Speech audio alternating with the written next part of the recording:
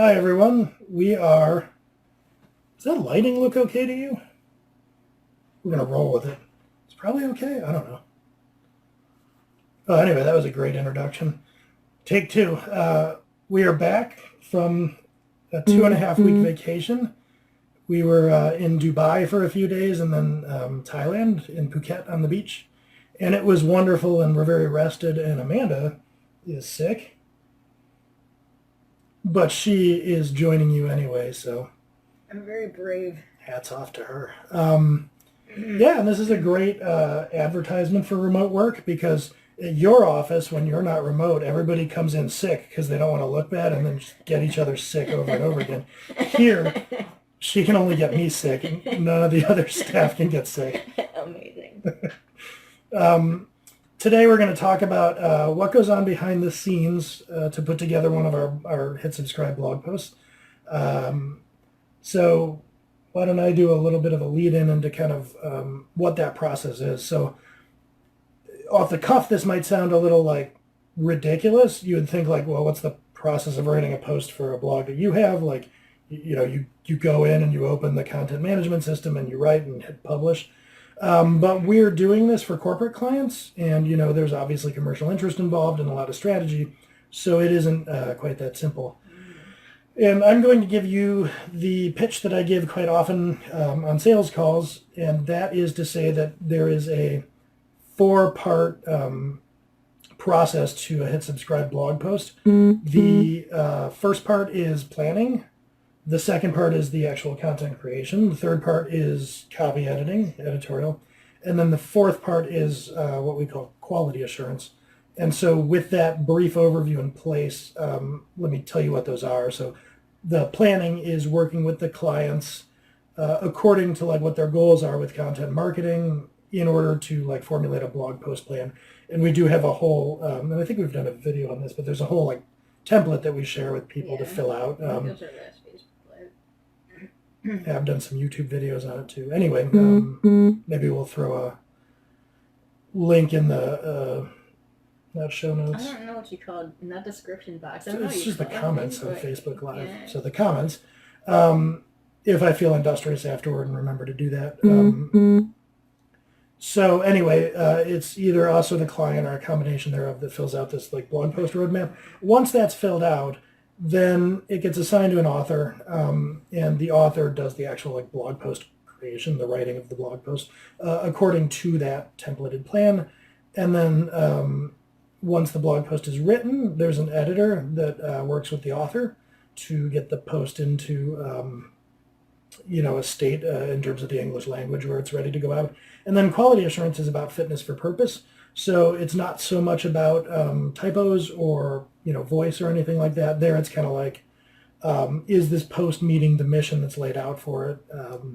In terms of SEO, is it conforming to best practices, that type of thing. So that's the 1,000-foot view, I guess. And so talking in a little more detail, probably the planning section is first.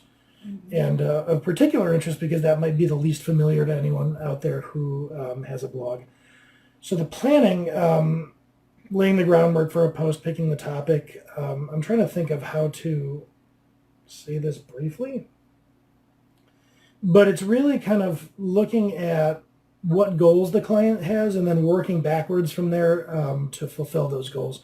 So if, you have a client, I'm trying to think of like something outside of the programming domain, like, if we had a client that was like selling shoes, they might have any number of goals with content. One of those goals might be to like bring people in to actually like make purchases, because shoes are the kind of thing you might purchase on impulse online.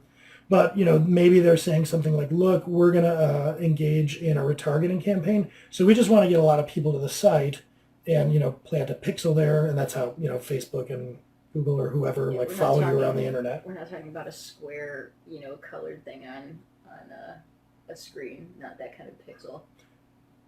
Is it that? That's actually where it comes from. It's a whole aside, but it has to do with like planting a little pixel in the browser. Anyway, it's the mechanism by which they do that tracking. But yeah, that's how Facebook and Google and stuff creepily follow you around from site to site. Yeah. And what they're doing there is called retargeting. So you might have a client whose goal is we're going to like log all these different people to get onto the site, and then later we're going to advertise to them on Facebook. And if you're doing that, you just want to get as many people to the site as possible. So given the client's goals, we work with them on planning some posts that are going to be best served to fitting those goals. So for instance, if the goal was strictly to get people there to buy shoes, you're going to look for people with a high purchase intent when it comes to shoes. So you might want to write an article that was like, 5 things to consider when buying your next pair of running shoes, versus if your goal was just to drive a lot of traffic to the site, you might write something that was a lot more, I guess, generic or maybe even like controversial, like, here are the 8 ugliest pairs of shoes, and then you would hope that like BuzzFeed or whatever picks that up, and you're just getting a lot of people to the site. So that's kind of what we're talking about when we talk about like the post road mapping and working with them on goals. We work backward from their goals to determine the content, and that's things like the title, the intent of the post and search, and a variety of particulars that give the author enough information about what we're trying to do with the post, what it should be about, etc. Get the author all of that information so that he or she has enough to write the post. Once that's in place, we get the posts scheduled internally. And then because we have all these authors that are doing this as a side hustle, it's kind of this interesting problem for our staff to take, like 20 posts that we're doing in a given week and find, out of like 100 authors, who are the people that are best suited to do the posts and who's available and isn't on vacation. So there's, this kind of elaborate amount of work that goes into pairing authors with the planned posts. And then once that happens, it's time for composition. You want to talk about that? Yeah, so the authors will take the information that's given to them on the Trello card. I hope I'm projecting enough. Can you guys hear me? Turn up the volume. So on our writing calendar, which is on Trello, we'll have a card with like the mission for the post and who are you supposed to be writing to, who's the persona for the post. So the author will take all that information that they get from the writing calendar, and they will go into WordPress and actually draft the post, and then they'll turn it in. And once that happens, they'll pass the baton over to our editor that will do a first round edit in a couple days, which is kind of like the major edit that says like, all right, here's the things I was confused about. I think you should clean up this sentence. Maybe you should put this paragraph over there, that sort of thing. So the major work happens the beginning of the week. The authors turned it in on Saturday. The editors turned they're working on Tuesday, and then on Wednesday the authors will go through and check all of the editor's work. They'll make sure that all the edits the editor made does reflect their meaning. They'll address any queries in there, and from there, they'll pass it back over to the editor. The editor will check all the changed text and make sure there's no typos or anything in there, and then they're ready to go to QA. At the QA stage, the QA is going to double check that the post is on mission, that it does seem to be talking to the right persona, all the stuff that the authors had the information for. They're just checking to make sure if indeed everything seems to be matching up. They'll go through, make sure there's a good amount of internal links in there. Internal links are posts to the site so that if a reader comes to the blog post, they can click on various things and go to different places on the same site, hang around for a while. They'll set a whole bunch of SEO stuff up and just generally, check for tone. The idea with QA is that there is a client-minded, a person who's kind of like playing as the client, reading the post and saying, everything here reflect well on me, everything here is going to benefit me, all looks good. From QA it goes into processing, where we set the post ready to be delivered for the client, and that can take a variety of forms, but yeah, that's how that works. Do you have any questions? Do you have any questions about how we work? So there is one suggested on here on the agenda. What does the writing process look like? So I guess like in content creation, what are the authors doing? That's interesting because it will really vary from author to author what it looks like when they write. Lots of times an author will set up their subheads first, so that they kind of just have an outline to fill in. Some authors like, is this where you're? Is this what you're asking? Yeah, I think so. I mean, like, where do they draft? Oh How yeah. do they structure the So posts? they'll draft it in WordPress.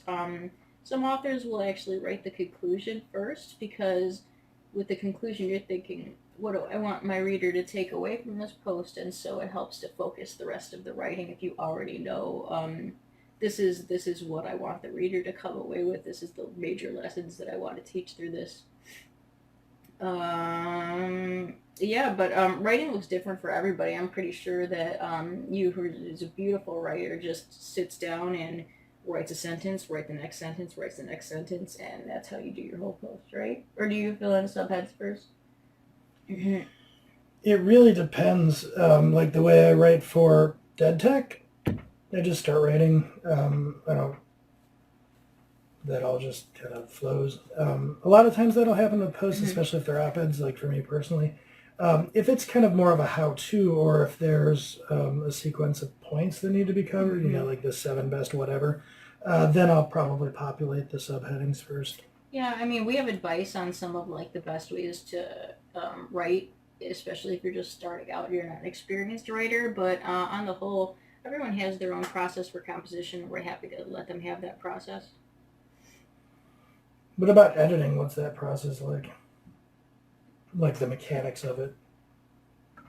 Oh, so we edit in WordPress, and there's in WordPress, WordPress will automatically save, or every time you hit the save button, it'll create a revision, and so you just have this history of revisions.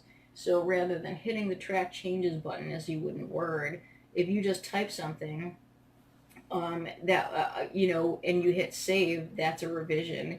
And WordPress has a feature where you could line up the original. You could line up one revision with the next, and it'll highlight the changes. So it's like GitHub in that way. So that's how. So the editors will just type in the document itself. They'll type questions into the document itself, and the author will go through and he will look at, or she will look at, the last time the post was that the author saved the post and turned it in to the last time the editor saved the post, and compare those two against one another to see all of the changes that were done. Well, I think that probably covers the topic pretty well. Plus, I feel like we shouldn't exercise your You're voice any taxing further. me. It hurts to live. All right, so this has been a pretty low-key, halfway sick episode, but hopefully by next week Amanda's feeling a little bit better, and we will come back to you with another topic. So, as always, thanks for joining us, and catch you next time.